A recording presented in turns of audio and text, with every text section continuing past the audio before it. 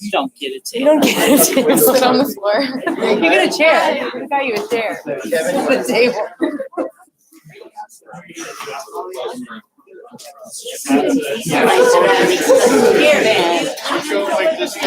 Yes, that would be great. So, Thank you very much. Your microphone. They felt very awkward. So speak out. Speak out. Project. There's a little cord right And take your time. Checking you in. It's all good. You're making a script, so it's all good. What's that? there. Didn't feel right, did it? I've got it in, like, I've counted everybody's pages and anticipated where we're going. I think we're going to come in like 52 minutes or something. Right? Yeah. So read a little fast. Yeah, yeah. I just sit here. It's okay. You guys, we feel more like a panel. There probably won't be time, but dinner is after this. So I'll say that if anybody wants to hang out and talk until about 5. How about that? Then we can have Q&A. Yeah, we're gonna bail after this. Yeah, I mean,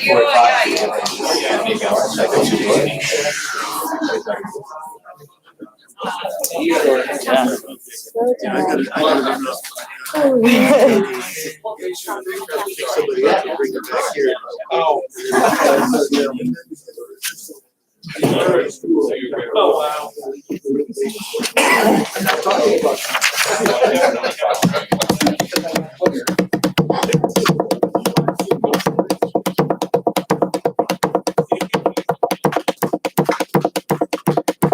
Yeah. Osta, Sio Nagara Tohichu. Welcome to our panel.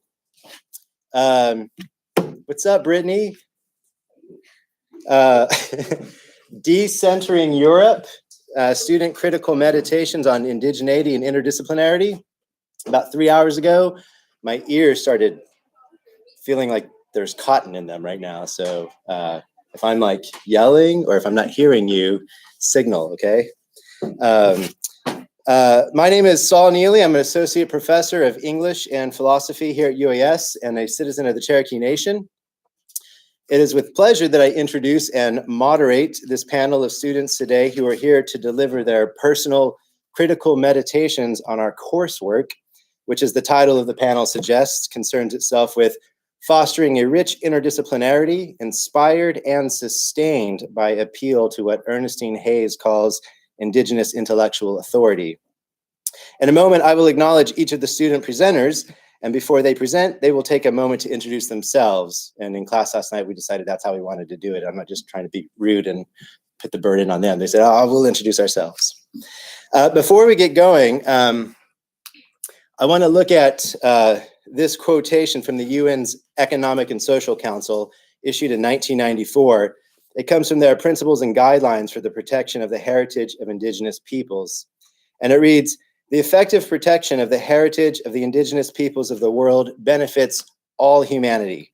Cultural diversity is essential to the adaptability and creativity of the human species as a whole. This panel begins by taking the latter part of this principle seriously, by appealing to indigenous knowledge as central to healing a world scarred by colonialism, capitalism, and perpetual war. In the program, there's a typo. It says scared by colonialism, capitalism, and perpetual war. But hey, white supremacy fundamentally fails to see its own cultural impoverishment. And we're not just talking about the species of white supremacy stoked by Trump and his base, but all the variations and intensities of white supremacy, including the sacralization of STEM, or the kind of white supremacy submerged in decisions that, for instance, don't accept Alaska Native ecological knowledge as a GER in the natural sciences. I also want to say something about the class as well. The official title of our Hume 200 class is Orientation to the Liberal Arts. It is a class required by all BLA students. Historically, as a class that introduces the liberal arts, the class is focused on their European origins. This means the class has traditionally introduced students to the 7 so-called liberal arts, as organized in medieval Europe, but which were first taught in ancient Greece or late antiquity. These include the lower division liberal arts known as the trivium, grammar, rhetoric, and logic, as well as the upper division known as the quadrivium, or arithmetic, geometry, music, and astronomy. Together, these 7 liberal arts prepared students for the study of philosophy and theology in medieval Europe. You can see, of course, that such a curriculum for Hume 200 is thoroughly Eurocentric. And more important, it can be imported anywhere, indifferent to place. A colleague once said to me, "The university is a place." And my response was to suggest that a university is a space, yes, but it is a space that puts place under erasure. When we simply import a liberal arts curriculum anywhere, including Indigeneity, we put the wisdom of that place, including the history of its arts, governance, science, medicine, technology, ecology, management, right? Notice the interdisciplinary innuendo here, under erasure. In this case, the liberal arts curriculum usurps that indigenous intellectual history and authority of place. But over the past couple of years, a group of faculty have been working to create a robust interdisciplinary Bachelor of Arts that can decenter Eurocentrism and bring back into sustained focus a concern for the indigenous languages, cultures, and practices of Indigeneity.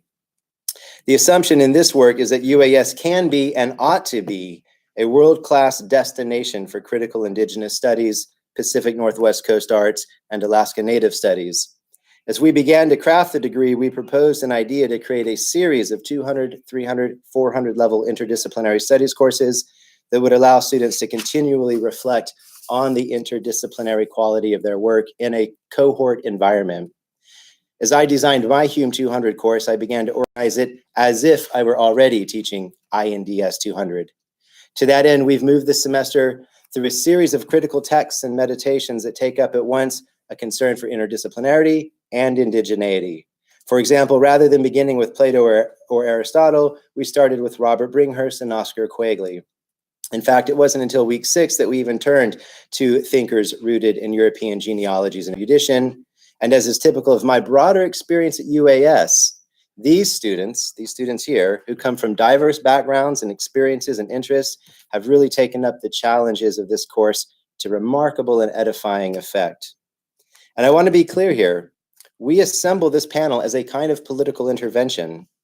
Students on this panel all agree that we are all better served when we restore indigenous intellectual authority to this institution situated on this place, where we regularly offer land acknowledgement to the Occoquan. But unless we take this task seriously, we, all of us who has anything to do with this institution, are only usurpers. But here's what's important about this panel in this moment. When I attempted to start an honors program at UAS that began with a privileging of interdisciplinarity and indigeneity, I was told that natural science students wouldn't be interested. And that was wrong. The last 2 spring honors symposia I organized were mostly attended by natural science students who absolutely loved and were inspired by the indigenous content of those courses. In this Hume 200 course, we work toward similar ends to sustain a robust engagement with indigenous inspiration that reveal at once the limits of Eurocentric methodologies, which so frequently are carried by impoverished notions of self, possessive individuality, instrumental rationality, and a positivism that forces all other knowledge systems to account for themselves in its own terms. So in what follows, students will present a series of short meditations on their own experiences, and I think you will be struck by the critical sophistication articulated by these students. And remember, it's just a lower division class, right? We haven't even got into sort of the upper division focus on some of this work. So this is really good. In order, we're going to have Kevin Jones give a talk, Relationship, Respect, and Responsibility. Cass Chase will talk about how the privilege of attending UAS. PK will give a talk. Her meditations are titled The Importance of the Arts and Interdisciplinary Education. We'll follow that with Joe, The Importance of Indigenous Knowledge through Environmental and Political Science within today's curriculum. And then Ray, Our Modern Day Hell, Marcuse, Foucault, and the Hope Offered by Indigeneity. And finally, Claire Hegelson on Movement and Transformation in Indigenous Studies. So let's welcome the students.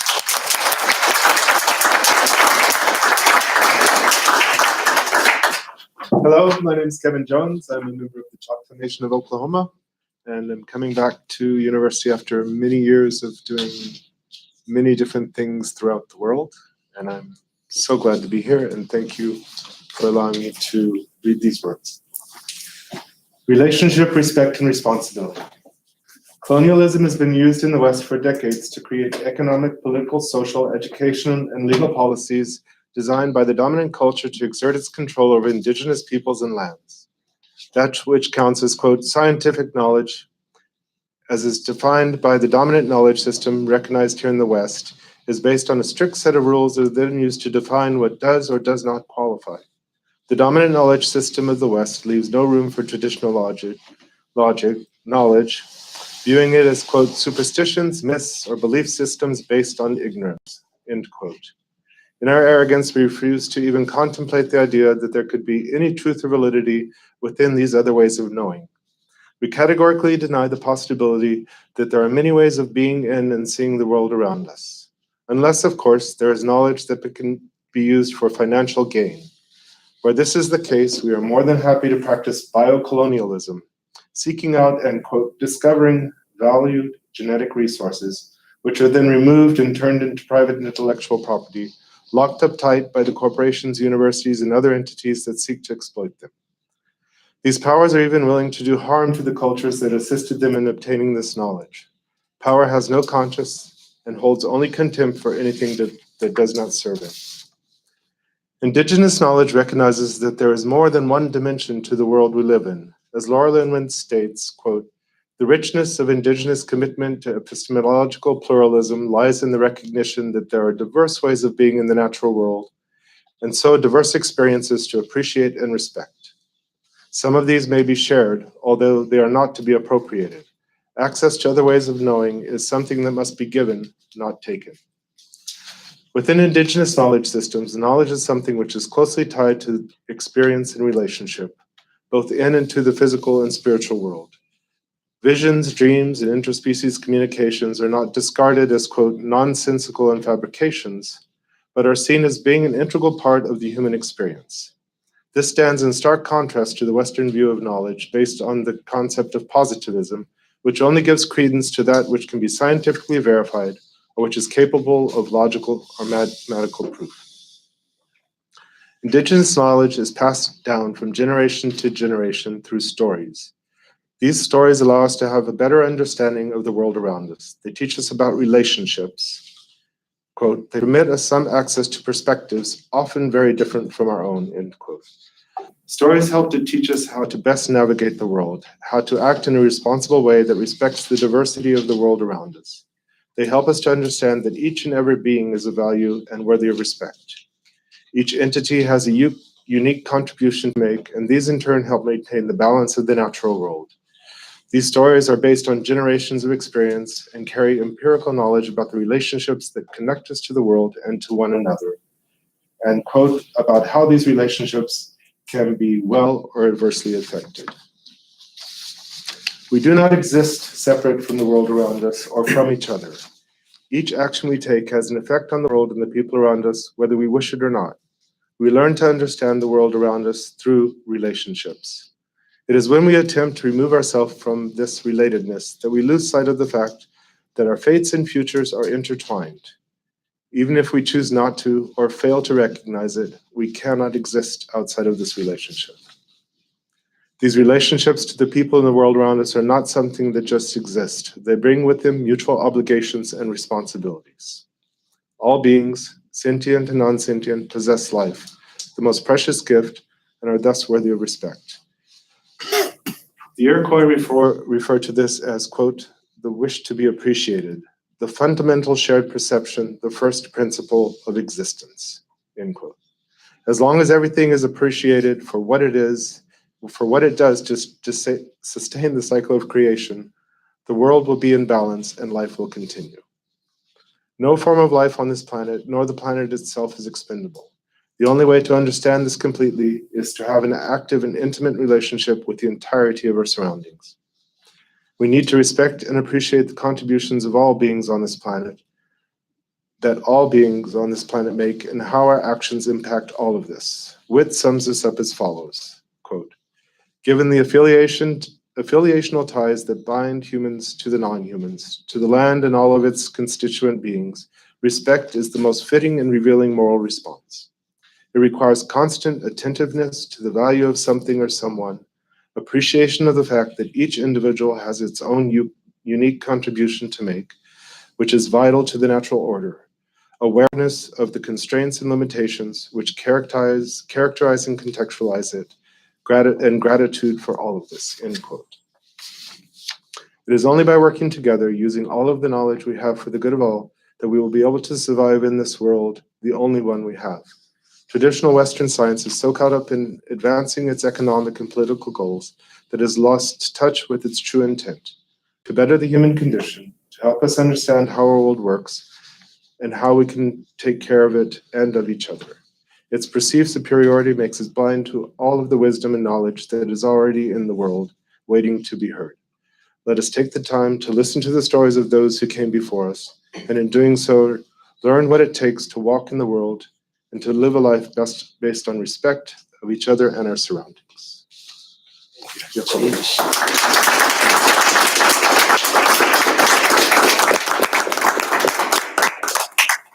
Can everybody hear in the back? Yes. Yeah? Okay. Because I just found a microphone, Cass.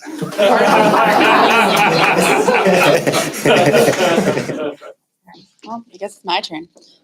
I'm Cassandra Chase. I am from Gustavus, Alaska. Woo. I'm in the BLA program, which interdisciplinary studies with the primary in humanities, which is broken up into art and English, and then my secondary is math. And so it's a little everywhere, and I kind of love it. Okay. Okay. Today is all about the elephant in the room, recognizing the powers and privileges we do and don't have. We are all somewhat privileged in that we are pursuing higher education for one reason or another, or have pursued. Whether it be for ourselves or for what is expected of us from our families, friends, or society standards. I've been thinking about my personal privileges and the privileges and lack thereof of my degree program. I'll be talking about my degree plan and how I have come to view other degree plans here at UAS. It's 100% an opinion since I've only been in the one degree program. Recognizing that when we hear the experiences of those around us, we should take into account the circumstances that surround them. The traditional 4-year degree isn't ideal for everyone. My degree will be at least 5 years, and that's okay. Taking more time to finish a degree program isn't a bad thing. During the time you're taking classes, you're also increasing your life experiences. And college is all about experiences. Life happens and people have to take breaks from school, and that's just how it is. Some people can't afford to take breaks from reality, your work, income, the way you pay for everything, but alone pay for the extra year it might take to complete a bachelor's degree. I recognize that while I should not feel guilty for the time I have taken to complete my program, I have had the privilege to attend school as long as I have. Quote, the disciplines do more than influence the structure of university. They also influence communication and collaboration patterns among scholars. Carrie Hawley. The very size and curriculum offered at this university is a privilege. There are many different disciplines and programs in higher education. Depending on when you enter the university system, your experience in your program will be solely yours. Plus, if you start at the same time as you. Say we're on the same program, took classes different years, like Hume 120, the teachers for that range, so you get hundreds of different experiences. UAS only has a handful of what is offered elsewhere, but this doesn't take away from the learning that happens here. Sense of place plays a huge part into what we study here. We're on Occoquan land, and for a long time, I struggled with the idea of being a colonist in my own home. I thought I came from this place. I deserve, I hate that word, to call this place home. Until I finally opened my eyes to see that I've been in this land significantly less time than those who came from the land. Talk about a dull moment. A benefit to attending a smaller university is the diversity of peers in your class. You get to interact with people from different disciplines with different perspectives and backgrounds. And due to the population of our school, the likelihood of having at least one person per semester in 2 of your more classes is very high. I'm in like 3 classes with this one right here, which is a privilege I've taken for granted many times.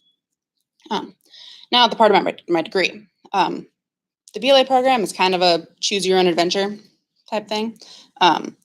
In my experience with the program, you can bring disciplines together that aren't usually part of one another. I'm not confined within the normal lines of many degree programs. art, English, and math are all part of my degree, which doesn't include the liberal arts core, which is like the foreign language and stuff like that. So I get to take a year of a foreign language, which most of the options for UAS are Alaska Native languages. I get to take Alaska Native Studies classes, which are taught through multiple disciplines: art, English, history, anthropology, political science. Through these classes, I will learn how Indigenous culture is an integral part of cultures of many countries, but unfortunately, many people don't know much about them because they do not get the necessary education. So this may kind of sound like I'm bashing on math and science degrees, but I have hard math, so I'm not trying to. Most science degrees don't include a section on Indigenous studies, and what do we as a university lose as a result of this? There's more to science than Western science, more to English than the DWM, dead white man writings, and my 2 cents, indigenize the programs.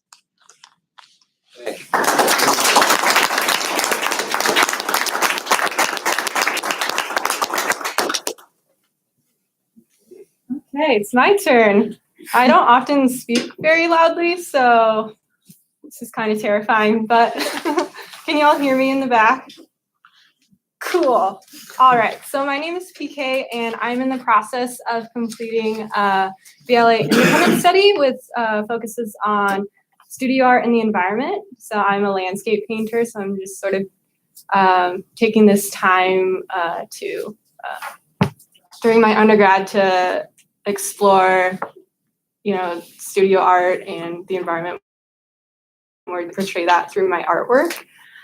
And I'm going to be discussing the importance of the arts in interdisciplinary education. All right, so there's a hierarchy of subjects that exists within our educational institutions. This hierarchy values the STEM subjects first, which include science, technology, engineering, and mathematics, while the arts are either at the bottom of this hierarchy or not included at all. This devaluing of the arts can be seen throughout our society as budgets for art programs continue to be cut and the stigma against art continues to grow. However, it is important to recognize that artistic expression has been and continues to be a fundamental aspect of the human experience across cultures. A more interdisciplinary educational approach should be taken that recognizes the equal importance of the arts and STEM subjects and encourages the collaboration of these subjects rather than competition. As an artist, I have experienced the detriment of this social notion firsthand. Throughout my life, I have been discouraged from pursuing an education within the arts, and I still find myself to this day having to defend my choice of pursuing art as a major. I am told that I need to go to college to get a real job, so that way I can support my hobby of doing art. Art has always been my greatest passion in life and my way of understanding the world around me. Having my identity be reduced down to nothing more than a hobby has been a source of distress that has caused me to greatly question my self-worth and purpose in life. Devaluing the arts is not only harmful to artists, but to society as a whole.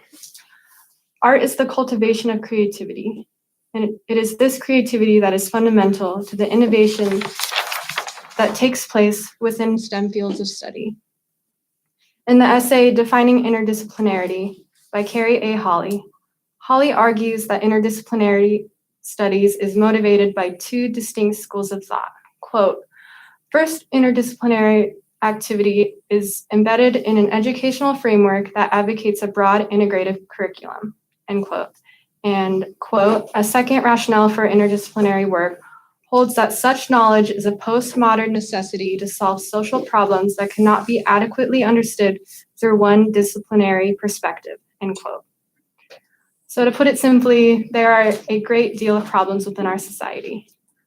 The most practical approach to solving these problems is when individuals from different fields of study collaborate with one another towards a common goal. However, this collaboration cannot exist without respect for and an understanding of the importance of different fields of study. Having artist Wayne Price here at UAS has been very inspiring to me. His carvings are a great example of how an interdisciplinary approach of art can be used to better understand the world around us and heal problems that exist within our society. In an interview with the Juneau Empire, Wayne states, quote, a lot of times we as humans don't really know how to take the first step in a healing process. We're very capable of doing it. We just don't know how. What I do as an artist is I provide a monument that does just that. It provides a step in that direction, end quote. Recognizing the important role of art within society will not solve all our problems overnight, but it will be a very necessary step in the right direction. It is my hope that UAS continues to recognize the importance of the art within interdisciplinary education and continues to offer art classes in addition to a variety of other classes.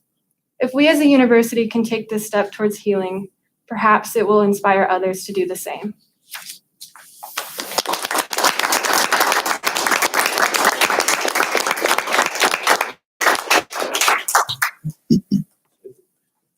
Hi, everyone. My name is Joe Greenough. I'm a student here at UAS, getting my undergraduate, getting a bachelor's of liberal arts with an emphasis in history, political science, and environmental science. So today, the title of my speech is The Importance of Indigenous Knowledge Through Environmental and Political Science Within Today's Curriculum.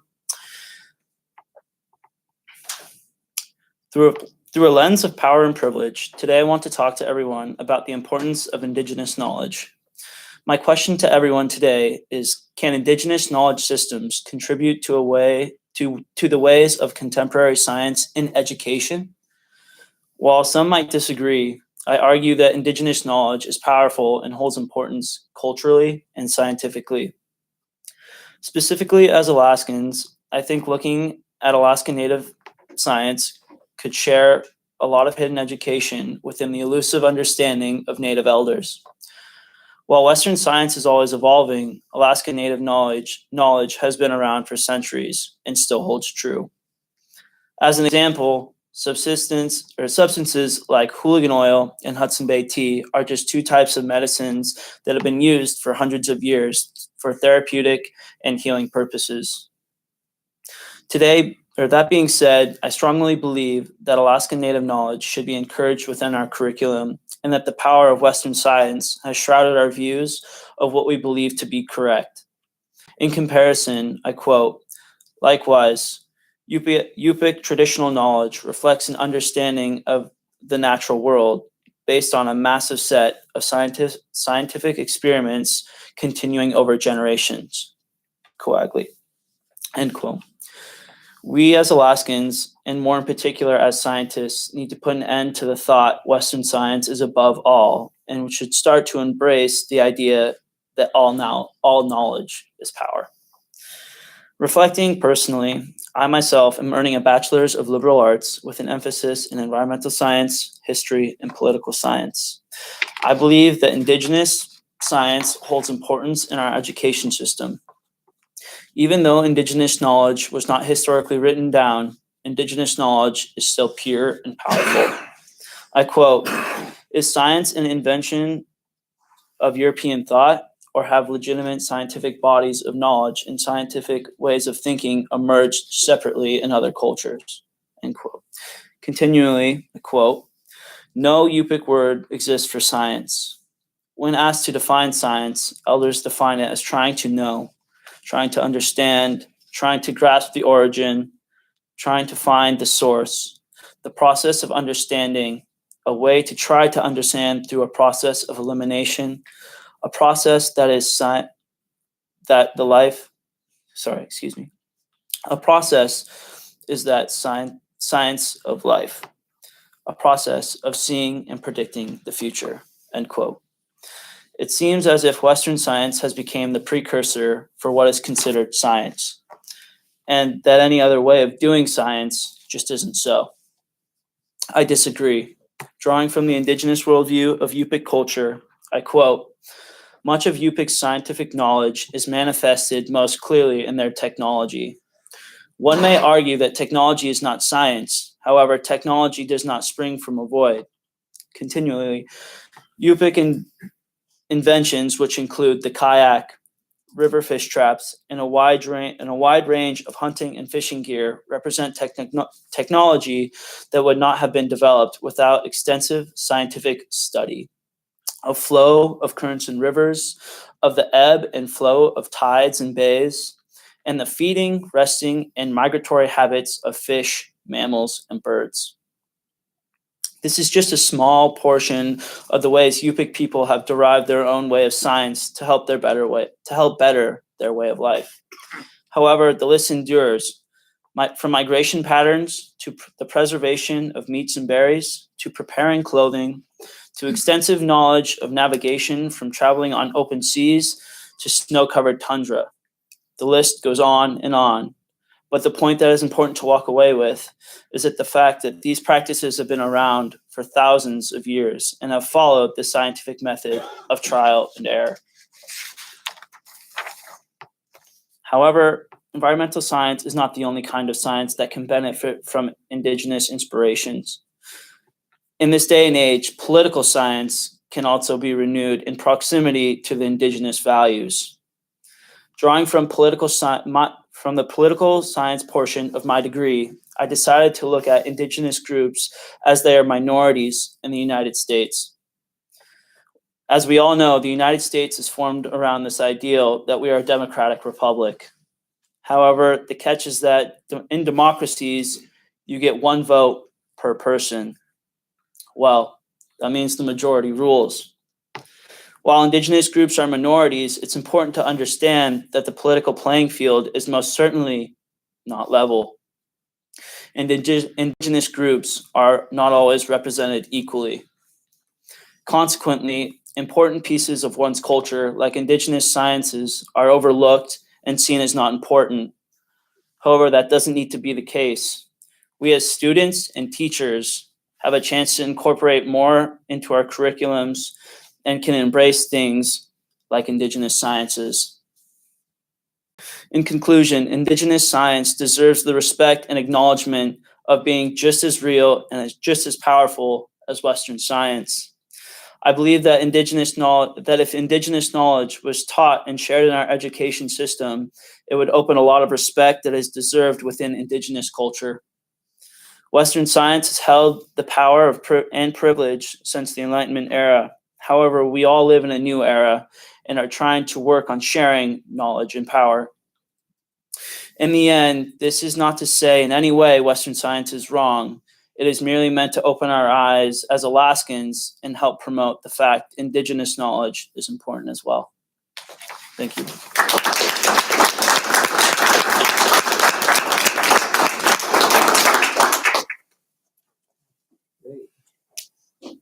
Hi, I'm Ray Romberg. I am a persistent college student. This is my hopefully third and final time trying to finish my bachelor's, and I feel incredibly lucky to be here at UAS and on this land as a guest with a focus on humanities and history in my BLA degree. Our modern day hell, Marcuse, Foucault, and the hope offered by indigeneity. Quote, today we have the capacity to turn the world into hell, and we are well on the way to doing so. Herbert Marcuse from his 1967 lecture, The End of Utopia. This sentiment could just as well have been spoken 51 years later, during the week of October 22nd, 2018, when bombs were found in the mail of prominent Democratic American leaders, when 2 African American senior citizens were gunned down in the parking lot of a grocery store in Kentucky, and when 11, mostly elderly, Jewish Americans were murdered in a synagogue in Pittsburgh. The alleged perpetrators in all 3 cases had espoused hateful, racist rhetoric on social media, while the Pittsburgh shooter was virulently anti-Semitic, shouting, "All Jews must die," as he opened fire into the congregation, gathered to celebrate a twin baby's bris. Maurice E. Stallard, Vicki Lee Jones, Joyce Feinberg, Richard Gottfried, Rose Mallinger, Jerry Rabinowitz, brothers Cecil Rosenthal and David Rosenthal, spouses Bernice Simon and Sylvan Simon, Daniel Stein, Melvin Wax, Irving Younger. For the families of those murdered by hate and bigotry, for those targeted by bombs, Marcuse's words couldn't ring truer. The world turned to hell in seconds, in what Dr. Saul Neely has described as a, quote, spectacle of power, White supremacy acted out in glaring, deadly ways. Those 13 people named lost their lives to white supremacy. We will honor and remember them. But what of the millions unnamed who have, over the centuries, lost life, liberty, and the pursuit of happiness to systems of oppression upon which this country was founded?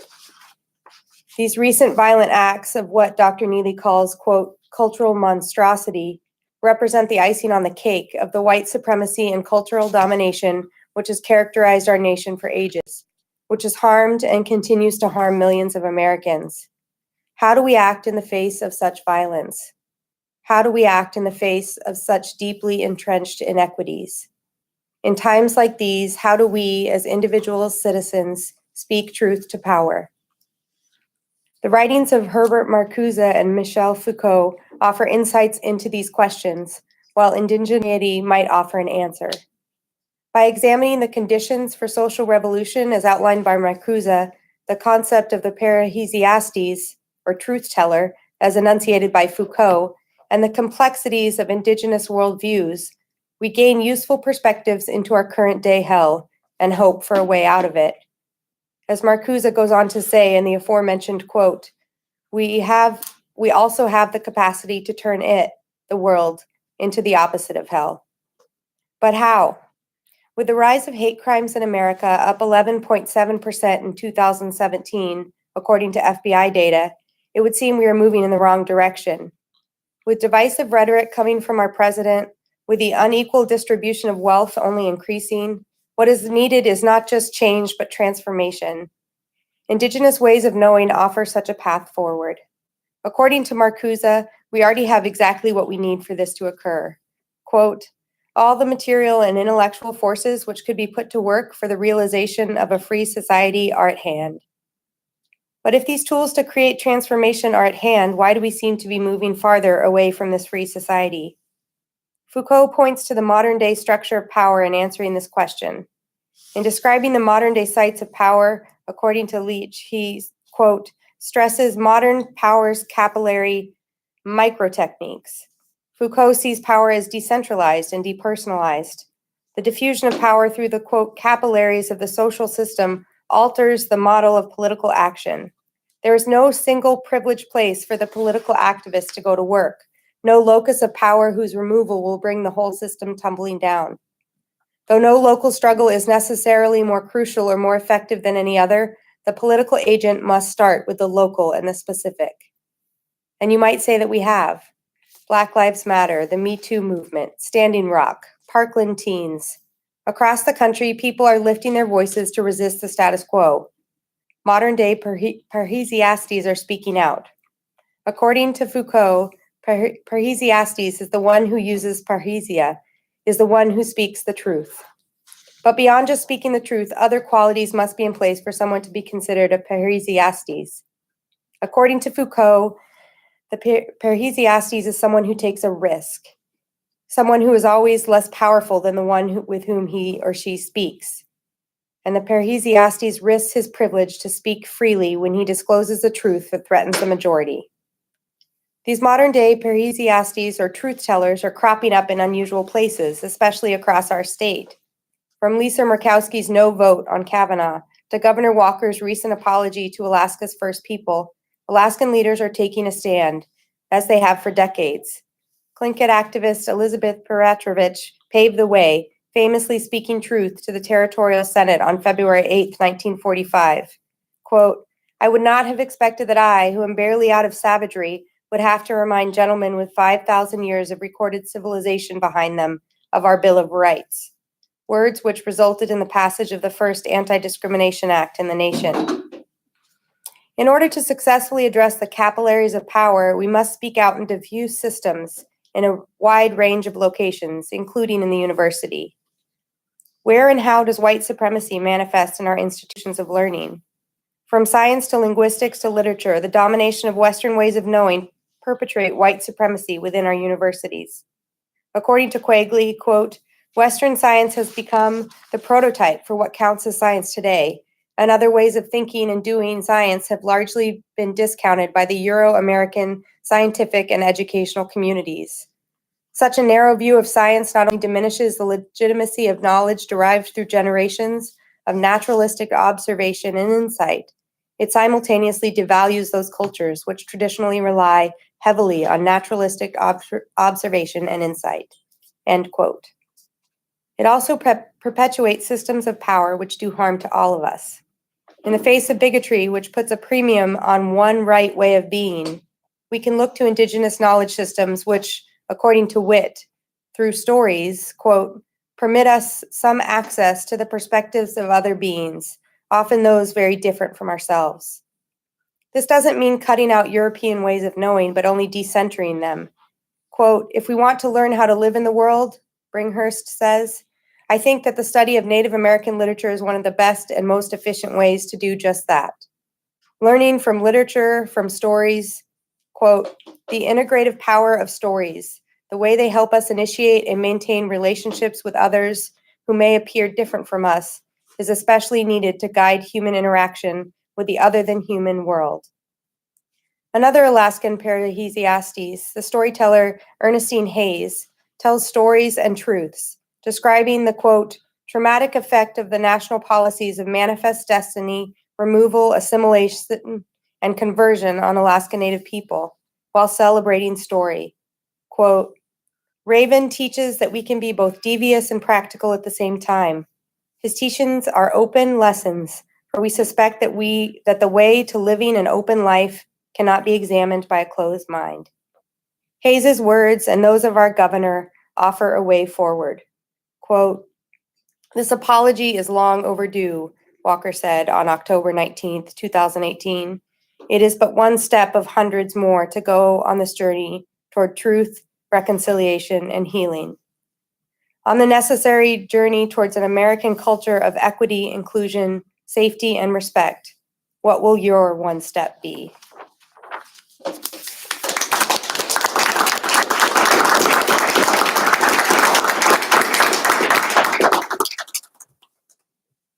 Hi everyone, my name is Claire Hegelson. I'm a senior in the Alaska Native Studies program here at UAS.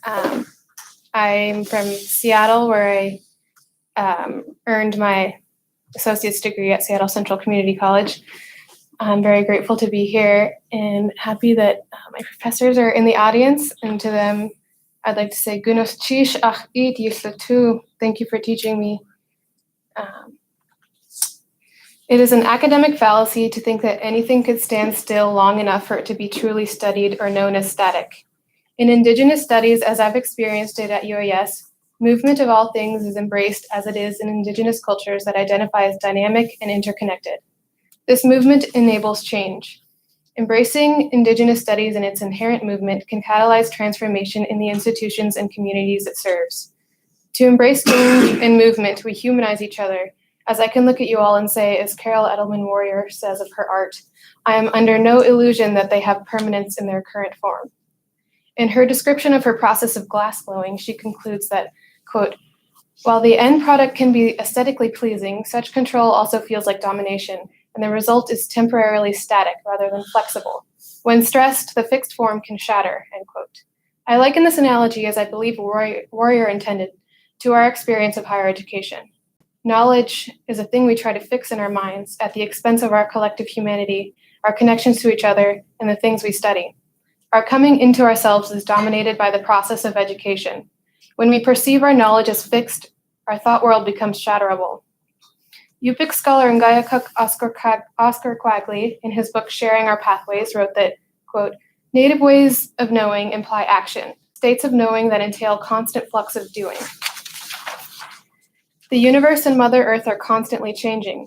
If we are looking at and trying to make sense of the world in which we live, we must speak of it as an active process," end quote. This constant movement is a natural phenomenon and is fundamental in Indigenous cultures. I've experienced this in the artistry of Indigenous story, containing culture, but not fixing it in publication. As we try to make sense of the colonial world and Western culture through our Indigenous studies lens, it benefits us to accept the movement of what is thought to be the past into the future. The past becomes fluid and breaks free of the story arc it is constructed as. We often return to what is revealed at the admission of this movement. which is that the colonial past informs our present and flows through into forms and institutions that we experience as pillars of society today. These pillars, such as white supremacy, are demystified when we track their transformation from their origin of European ships with white sails. Familiarizing ourselves with movement and transformation of ideology allows us to counteract that which is adverse to us. Rejecting the fixity of ideas is as central to decolonization as it is to the parallel process of Indigenous linguistic and cultural revitalization. Wauki Kumagak Charles, another Yupik scholar and language professor at UAF, prefaces his article, Continuing Our Language, by stating, quote, "I offer this commentary as one story told by one person at one time, at one place, and for one purpose," end quote. This indicates that he cannot claim his thoughts will remain static after he writes them. He acknowledges change, growth, and movement of ideas. In this way, in Indigenous studies, studying Indigenous texts and thinkers, along with collaboration of all people with primary Indigenous presence in the classroom, we accept this change, growth, and movement of ideas too. Charles goes on to say that, quote, "My culture and language cannot be shared on paper, limited and limiting alone," end quote. Harm can be done in attempts to turn to stone that which is fluid, ever-changing, in imperceptible ways. Sharing words between a reader and a page does not engage connection between people that is intended in the Yupik language, leaving the reader, as Charles says, alone.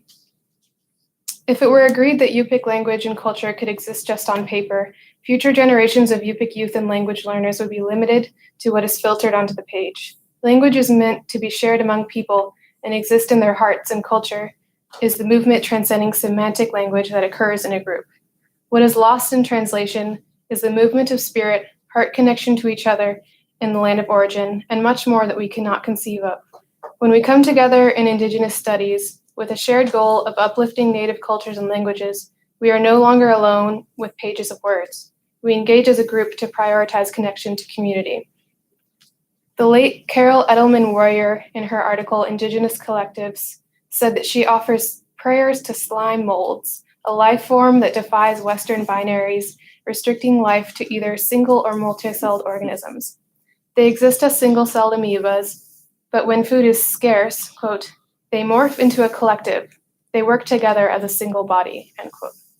There is a constant, quote, "rhythmic pulsing flow within the cell that allows it to form quite a complex understanding of its environment," quote. This constant movement is what Indigenous philosophers agree is common among Native American cultures. This is also a human characteristic that we might not recognize in ourselves as Westerners. The way we perceive our bodies as individuals is colored by fixed categories of our construction. We become more human when we recognize that we cannot observe movement if we are never static. Though we do not know the extent to which we are connected, we cannot claim that we are separate.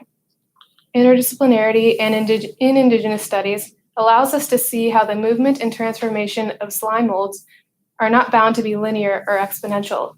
Movement follows a trend of necessity and of care for each individual in the collective. This breaks binaries of individuality that we find ourselves bound to and reminds us of how we can move as collectives, returning our humanity and connecting us to each other. Graciously, slime molds can, quote, "help us identify the discourses that concretize and police such boundaries. They can help us further the interrogation into how, why, and where such boundaries are placed and help us recognize whose interests they serve," end quote. With this, as we begin to move collectively, we have to shift boundaries that separate us in our education. As we become more human, we strive for our institutions to reflect us. Pivotal texts in this burgeoning field, such as the book Critical Indigenous Studies, have been published as recently as 2016. In this book, Daniel Heath Justice of the Cherokee Nation asks in our education that we, quote, "give up mastery for modesty, to find spaces where we do comprehend one another, but also to be okay with a mystery between us," end quote. For a Western thinker, this might incite a sure thought that without mastery, we will be left with inadequacy. We can instead consider this a shift of our value of individual excellence toward a value of understanding as, quote, understanding with humanity means recognizing the capacity of one another to love, to laugh, to fear, and to express all the joys and sorrows of our human existence," end quote, rather than the, quote, flattening out of these experiences and these differences, end quote. This is what Justice calls for our education system to do. His critique is that Western education attempts to flatten our experience, particularly the multidimensional movement of Indigenous cultures into a packageable 2 dimensions. There is rarely a structure in our higher education to support human emotion and spirituality. In Indigenous studies, we strive to ensure cultural safety for each other. Cultural safety means that continuity of native languages and cultures is not jeopardized. In this way, quote, Indigenous studies is a moral imperative as well as an intellectual intervention, quote. This moral imperative is to teach each other, is to each other as well as to history, placing us in the context of the land we're on and the people who come from here. At UAS, historically denied realities of Native people's title to land is taught, which is direct action against current initiatives to bury this history. This is movement of change. In knowing the history of the land under our feet, we become obligated to it and to each other. Knowing ourselves relative to this context, we are no longer anonymous and we cannot passively justify further scars to the earth.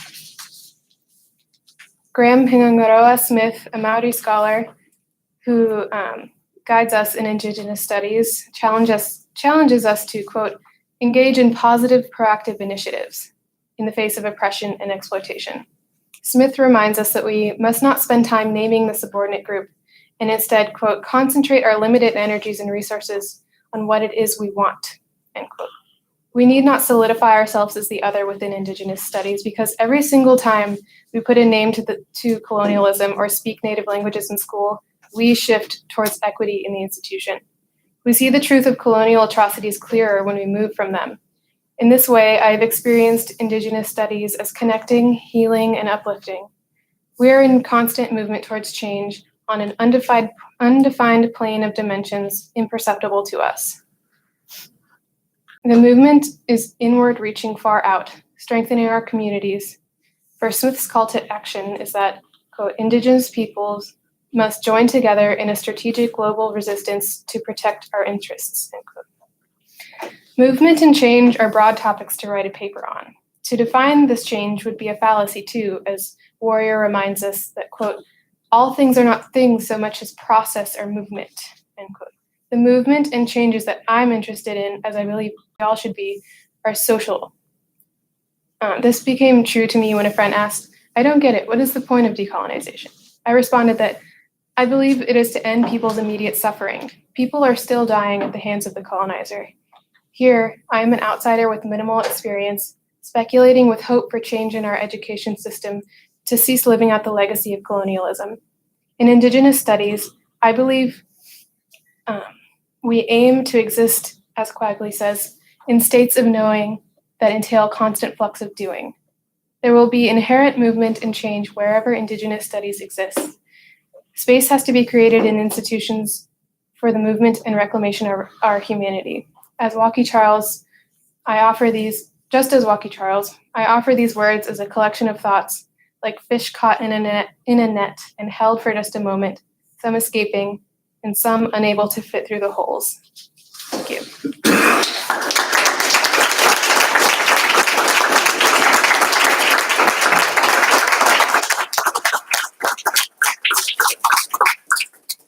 All right, well, it's just about 5 o'clock here. Dinner's about to happen, but is there a quick comment or question? Yes, Kune. Yakehawe, Yakat Johan. Tachonahawe Wuke, Ade you, Ayitla Adgia.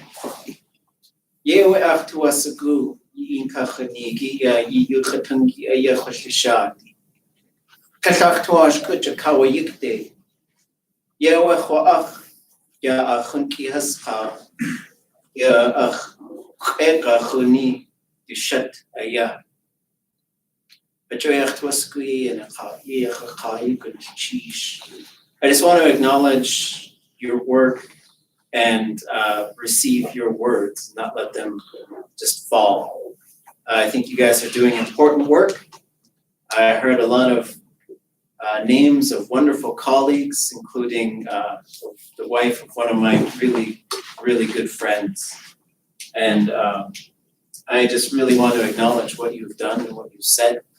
And Saul, you're doing a wonderful job. I've heard that your students cry in your class because you have so much work for them to do. But I think it's also because they're doing the important work that needs to be done to result in these deconstructions of time. I'm gonna add to that. I just doesn't feel right that you say those names and they not be acknowledged. The Jewish names, by the way, I just felt like in my culture, when you say someone's name when they passed on, you're inviting them into the room. So you by acknowledging their names, you invited them into this room, and I just want to say that I acknowledge that. And those people that passed on, in my culture, we'd still be mourning them. We would still be in that grieving process. And I just thought that when you mentioned their names, it was really heavy, and I almost felt like they were coming in here. And to me, culturally, my beliefs, they were. So I just want to acknowledge that, because we always, like you said, it's always constant process. It's a constant process. But something that's always remained the same is healing. Some of us that do know that healing, been raised in that healing, and I speak of the healing.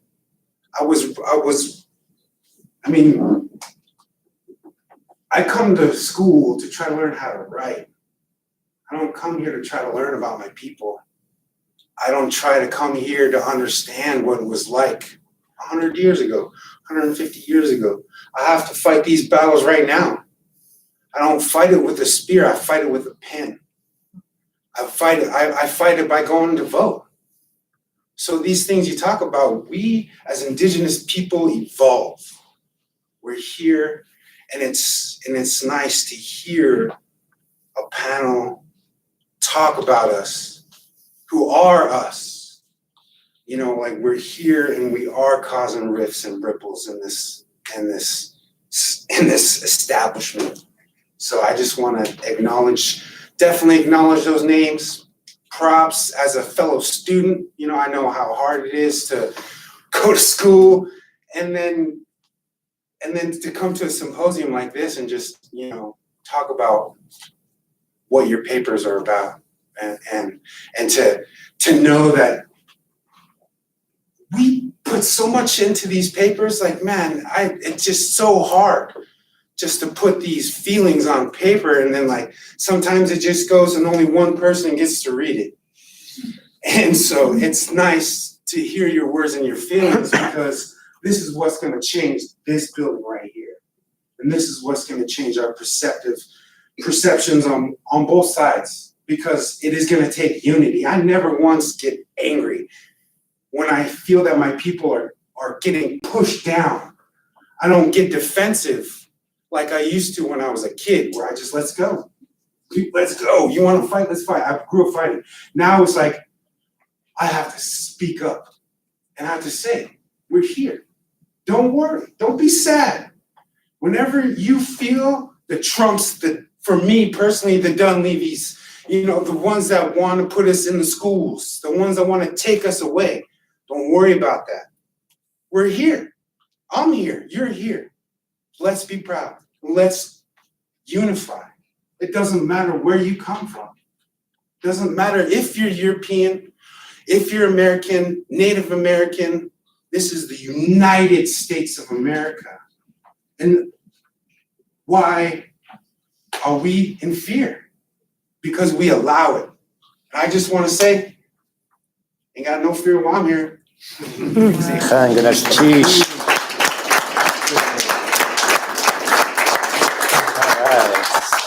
Good words to end on. If you want to talk with the students more, dinner is about to be served at 5, and we appreciate everybody coming. So thank you very much.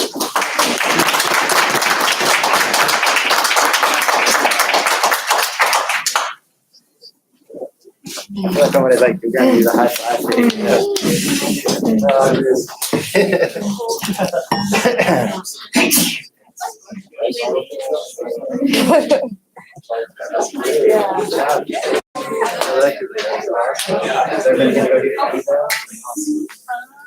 Am I right? There is dinner.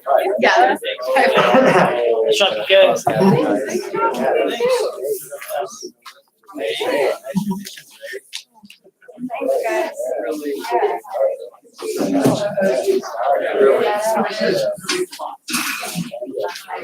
It's great. Now I want to know who's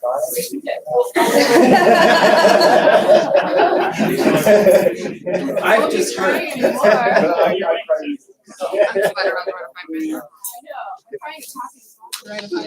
Yeah, you're done. Hey, Rick.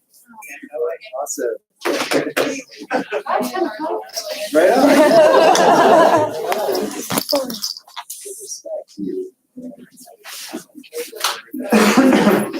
I like that. Leave this image out here. It's so pretty. Yes, I like it. They're good, yes. It's really good.